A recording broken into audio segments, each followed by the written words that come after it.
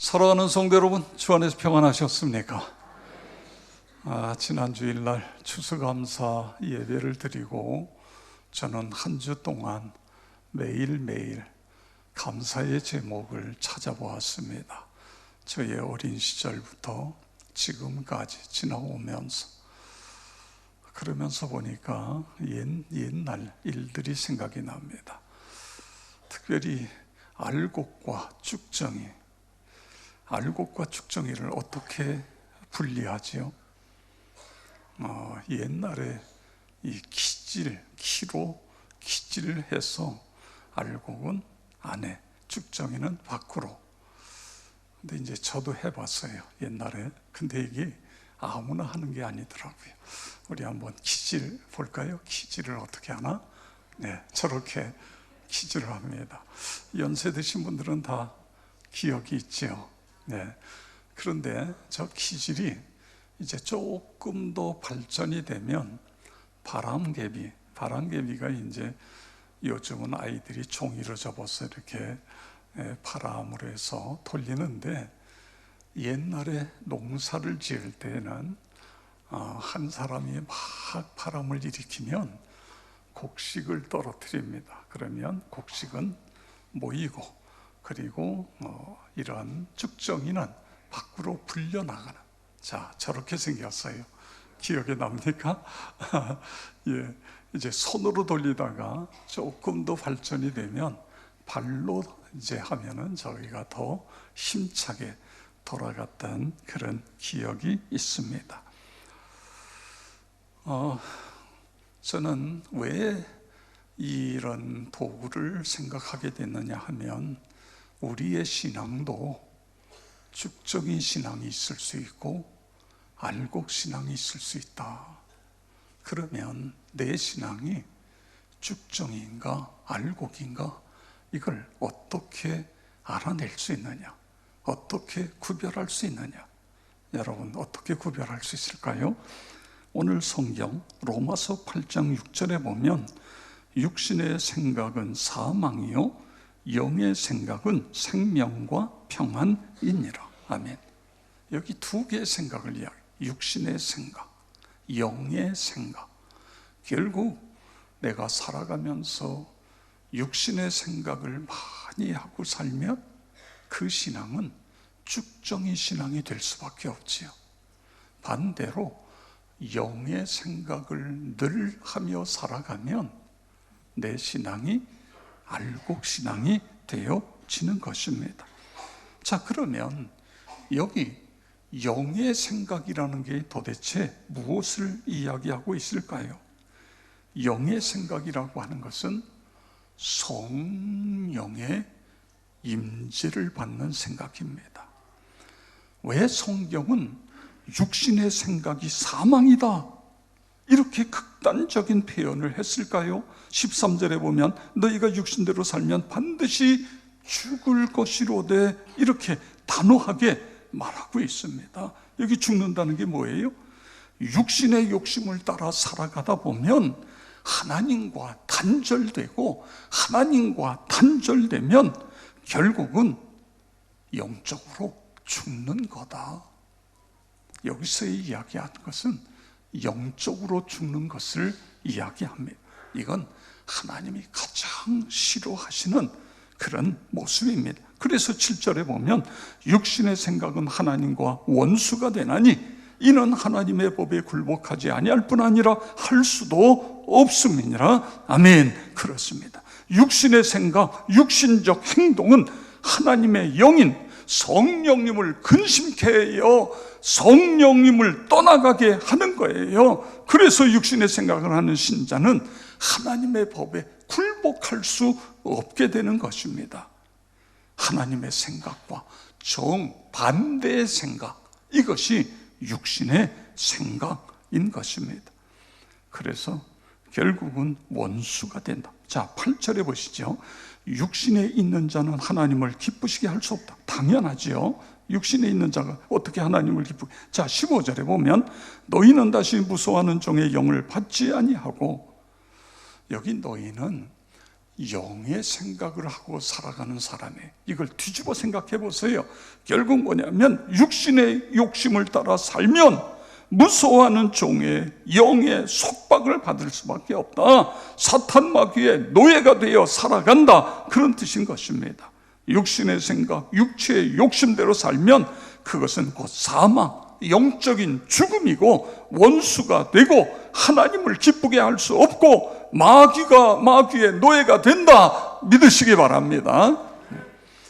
제가요, 아무리 고함을 질러도요, 잠이 오는 분은 방법이 없어요.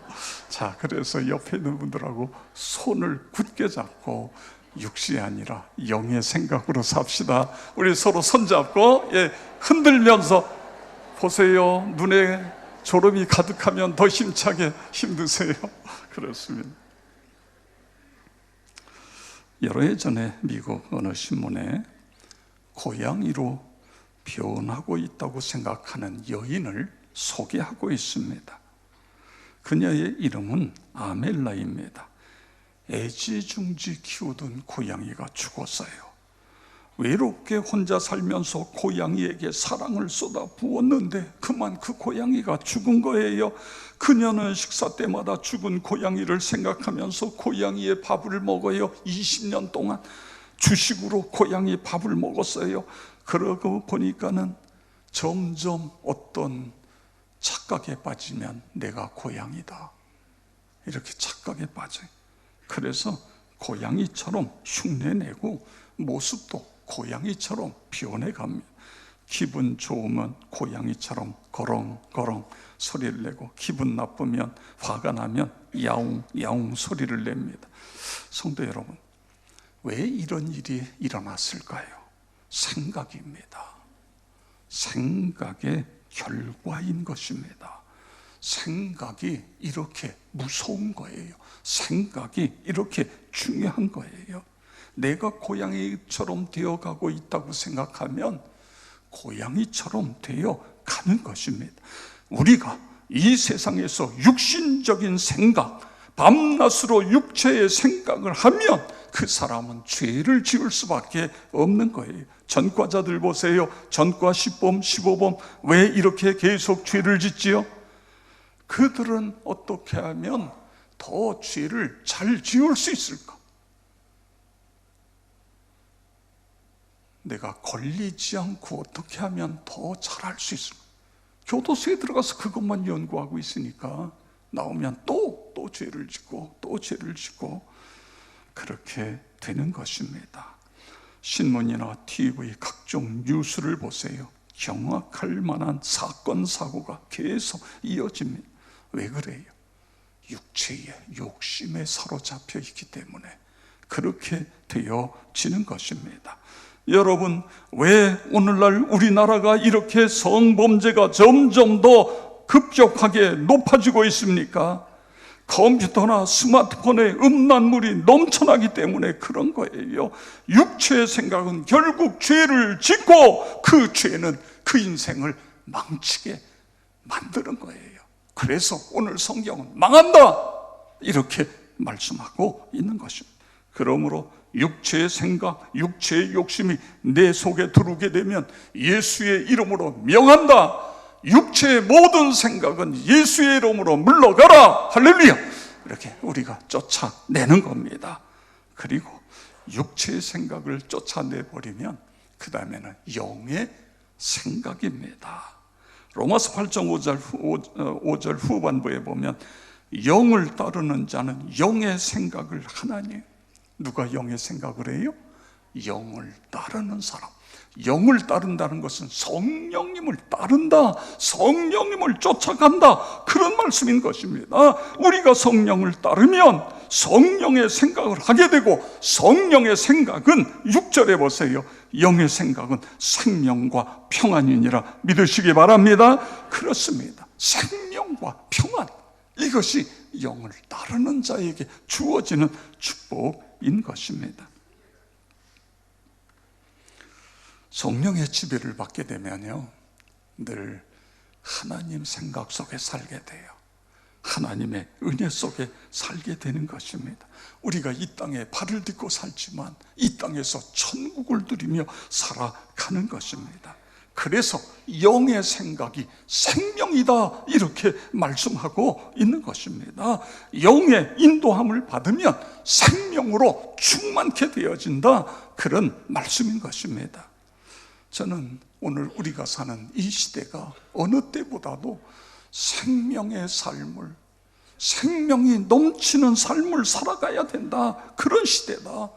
그렇지 않으면 우리가 제대로 신앙생활할 수 없다. 사도행전 2장 17절, 베드로 사도가 요엘 선지자의 예언을 인용하면서 한 이야기입니다. 우리 다 같이 함께 읽겠습니다.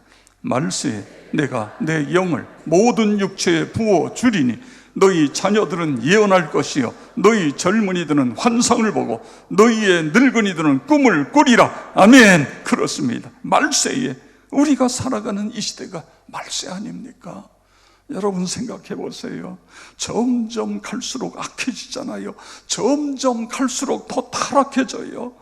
비정상이 정상처럼 여기면서 큰 소리치는 세상이 되어가고 있습니다. 재앙과 저주가 더 많아지고 있어요. 적폐청산을 외치지만 불공정이 더 심화되어 가고 있습니다. 여러분 왜 그럴까요? 원래 인간이 그런 존재예요. 악하기 때문에 그래요. 누가 누구를 청산합니까? 그렇습니다. 육신의 생각에 사로잡혀 있기 때문에 그래요. 기회가 평등하고 과정이 공정하며 결과는 정의로울 것이다. 너무너무 멋진 말입니다. 그런데 여러분, 정말 우리가 사는 사회에 기회가 평등합니까?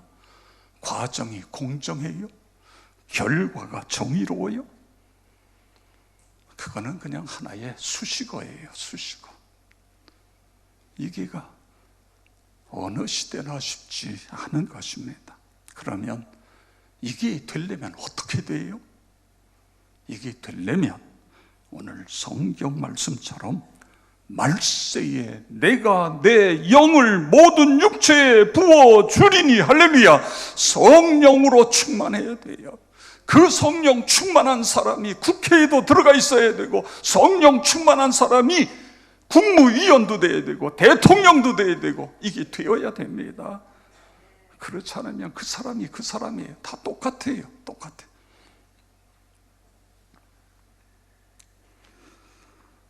성령의 지배를 받아야 하나님을 생각하게 되고, 하나님을 생각해야 성결한 그리스도인으로서 살아갈 수 있는 거예요. 천국이 마음에 이루어지는 거예요. 환난이 무섭지 않습니다. 왜냐하면 그 환난을 이길 힘을 그분이 우리에게 주시기 때문에 그래요. 그 환난을 돌파할 수 있는 능력을 그분이 우리에게 주시기 때문에 그런 것입니다. 환난이 무서운 것이 아니라 내가 성령에 충만하지 못한 것이, 그것이 무섭습니다. 그것이 문제입니다. 우리가 하나님 앞에 그렇게 엎드려 기도해야 됩니다. 하나님의 크신 은혜가, 성령의 능력이 나와 여러분에게 부어짐으로 생명력 넘치는 삶을 살아가시기를 축복합니다. 그 다음에 영의 생각은 뭐라고요? 평안이다. 그 6절에 영의 생각은 생명과 평안이니라. 성령의 지배를 받으면 어떻게 된다고요? 평안이 내게 찾아온다. 기쁨이 흘러 넘친다. 사랑으로 충만하게 된다. 이것이 위로부터 임하는 능력, 성령의 능력 믿으시기를 바랍니다. 성령을 쫓아 사는 사람, 영의 생각을 하면서 사는 사람은 하나님의 모든 자원으로 살아가는 사람인 거예요. 사도행전 19장 21절에 보면 바울 사도가 에베소에서 3년 동안 머물러요. 두란노 서원을 개설해서 하나님의 말씀을 가르치며 말씀이 능력이 되니까요, 이런 일이 일어나요. 바울이 앞치마를 두르고 천막을 만들어요. 그런데 어떤 사람이 그 앞치마를 갖다가 병든 자에게 딱 올려놓으니까 병이 그 즉시 치료되고 회복되는 이런 기적이 일어났어요. 이런 엄청난 일을 끝내고 그 다음에 바울이 이런 이야기를 합니다. 21절에 보니까 후에 로마도 보아야 하리라. 아멘. 지금 바울은 원래 소아시아에서 복음을 전하다가 성령의 이끌림을 받아 유럽으로 건너갔어요. 그러다가 다시 에베소에 왔어요. 그런데 하나님께서 바울에게 로마에 대한 꿈을 꾸게 해 주신 것입니다. 여러분, 그렇습니다. 꿈이 달라져야 됩니다. 하나님이 주시는 꿈이 우리에게 있어야 돼요. 현재에 안주하는 것이 아니라 한 단계 한 단계 더 올라서는 꿈인 거예요. 더 커지는 꿈인 것입니다. 하나님의 꿈을 이루어드리는 꿈이에요. 땅끝까지 주의 복음을 전하는 꿈인 거예요. 나와 여러분 모두에게 꿈이 달라지기를 축복합니다.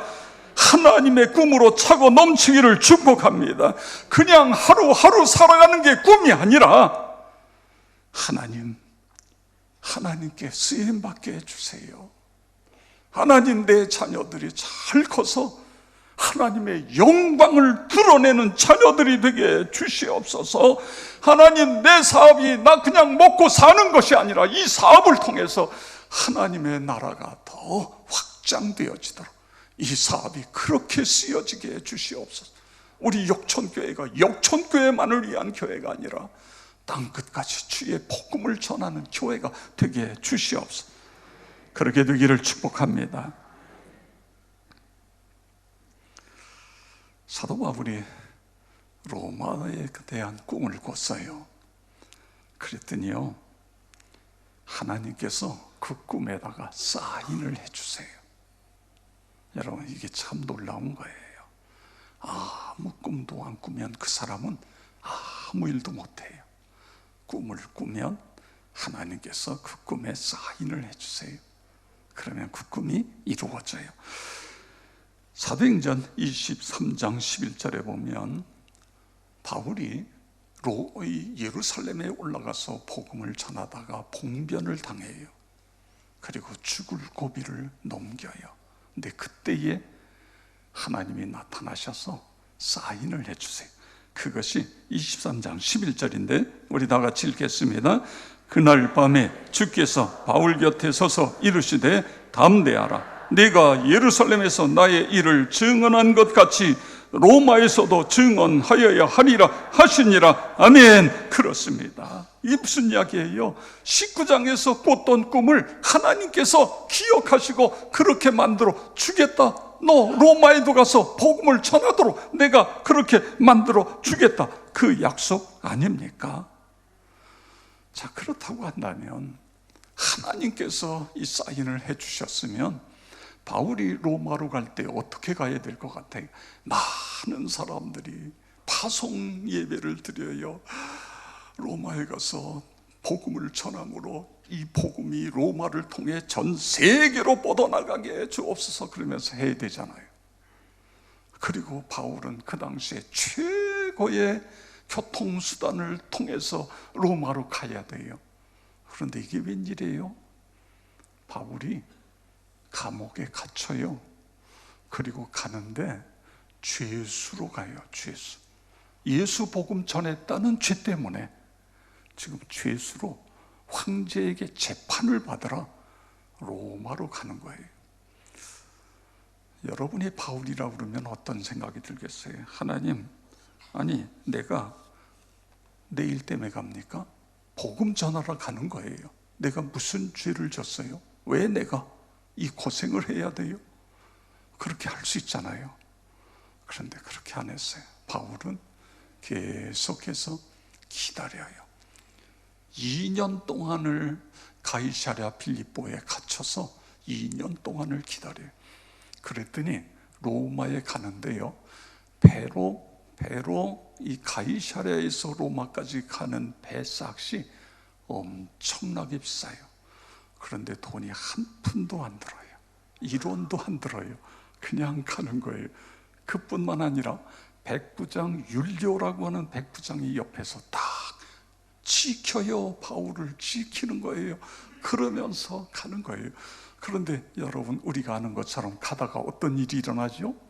유라굴로라고 하는 광풍을 만나요. 그래가지고 14일 동안 그 바다 한가운데서 뭐 이 파도가요 치면은 막 물이 그냥 배로 그대로 다 들어오고 배가 뒤집어질 것 같고, 이게 14일 동안 그런 일이 일어나요. 제가 오래전에 몇몇 분들하고 함께 속초에를 갔어요. 근데 그 중에 한 분이 바다 낚시를 꼭 해야 되겠다는 거예요. 그래서 속초 성결교회 목사님에게 전화를 해가지고 거기 바다 낚시를 하려면 어떻게 해야 되냐 그래가지고 배를 빌렸어요. 나는 옛날에 바다 낚시 갔다가 고생만 해가지고는 나는 안 간다. 그랬더니 그럼 안 가면 혼자 떨어져가지고 뭐 할 거냐, 같이 가자. 그래서 할 수 없이 탔어요.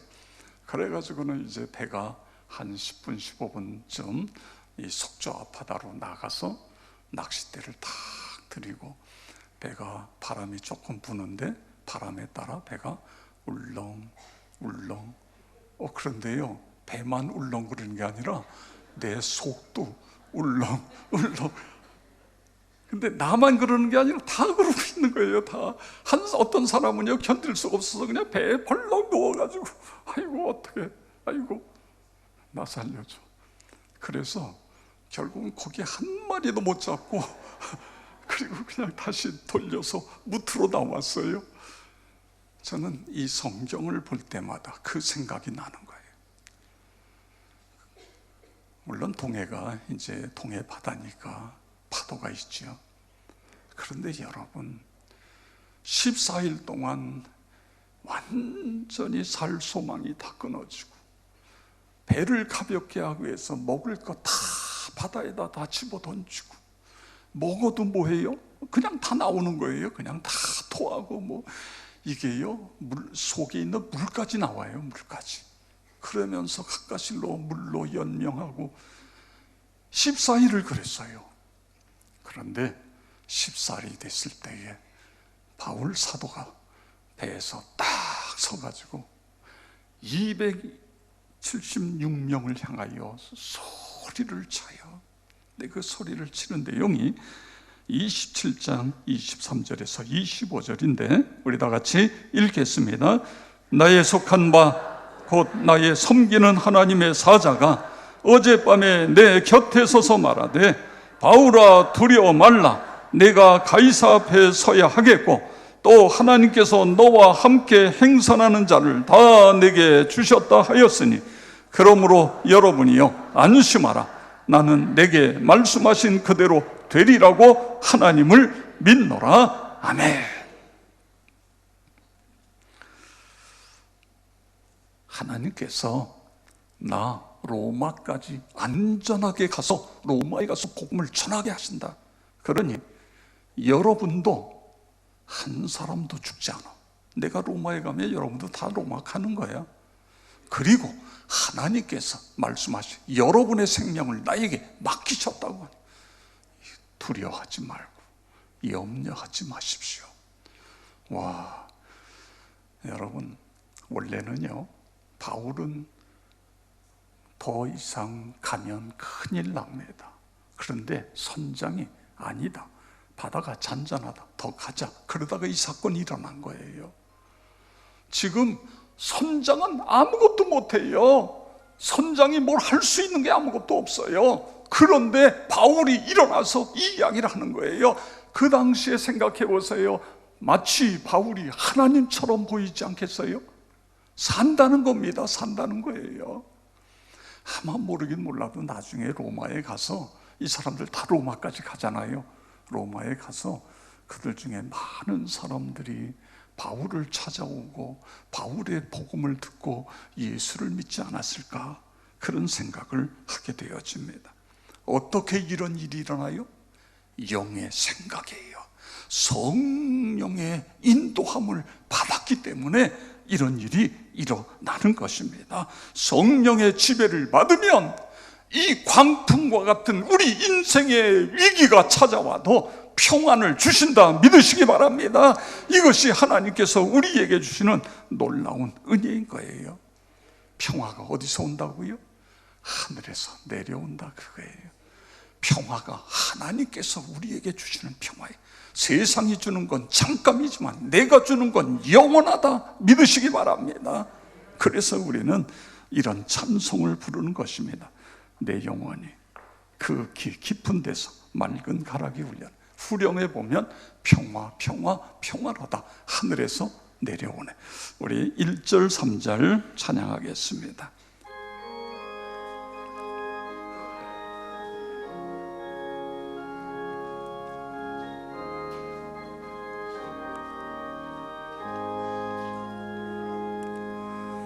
내 영혼의 그 깊은 데서 맑은 가락이 울려나네. 하늘 복조가 언제나 흘러나와 내 영혼을 보이사네.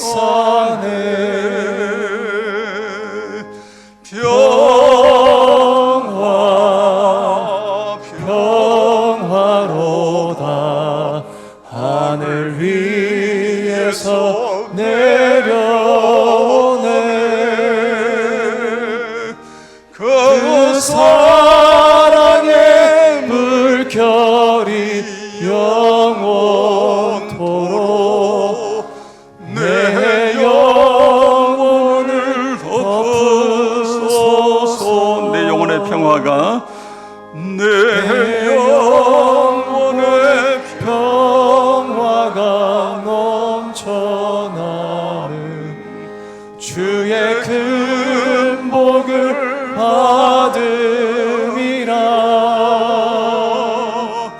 내가 주야로 주님과 함께 있어 내 영혼이 편이시네. 아멘.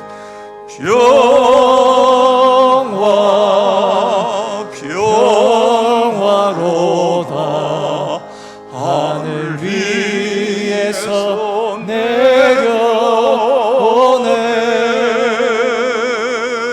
그 사랑의 물결이 영원토록 내 영혼을 덮으소서.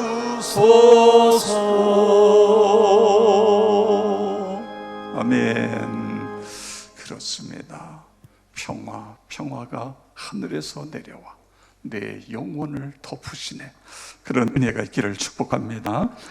미국의 에즈베리 대학의 총장을 지낸 데니스 킬러 박사가 그리스도의 마음이라는 책을 썼는데 이 책에 중간시대 이런 표현을 썼습니다. 중간시대.